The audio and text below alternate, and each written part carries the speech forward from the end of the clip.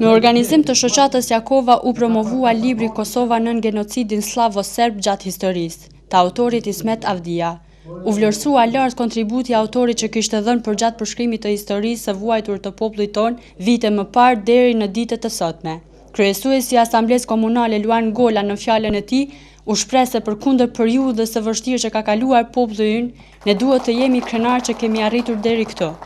U tentua do të thotë që potenciali demografik shqiptar të soptohet dhe të fragmentizohet, mirë po fal lëvizjeve të shumta që shqiptarët i bën dhe fal dorimit, gjaktësisë dhe në veçanti do të thotë qëndrimit të tyre ndër vite, arritën do të thotë që sot vinë në një pozicion i cili është shumë i mirë po që ende mbetet punë për ta përfunduar. Ndërsa recenzenti i librit General Kudus Silame bëri një përshkrim të shkurtër të librit të autorit.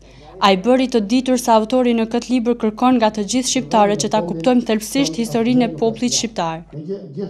Nëpërmjet tij ne sot shikojmë edhe një këndvështrim të ri të gjithë asaj që ka ndodhur në këto treva e më gjerë mbi shqiptarët, prej shekullit të 7, kur në hapësirat e lira u shfaqën slavët.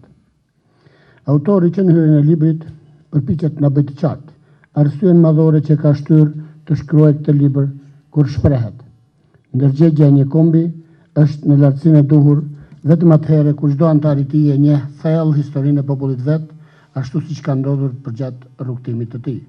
Kurse vetë autori u shpreh falënderues ndaj gjithë atyre që i kanë dhënë mbështetje e në veçanti shoqatës së intelektualeve Jakova. Duke u gjendur në këtë foltore para jush, më lejoni të shpreh mirënjohjen time të thellë për ju, duke u ndier i vogël para jush dhe historisë së dhimbshme e sakrificës së popullit tim. Më lejoni sot para jush të nënvizoj 2 mendime të shkurtra rreth historisë tonë. Çdo njeri prej nesh në jetën e tij kërkon të bëj diçka për kombin e tij, cilit i përket.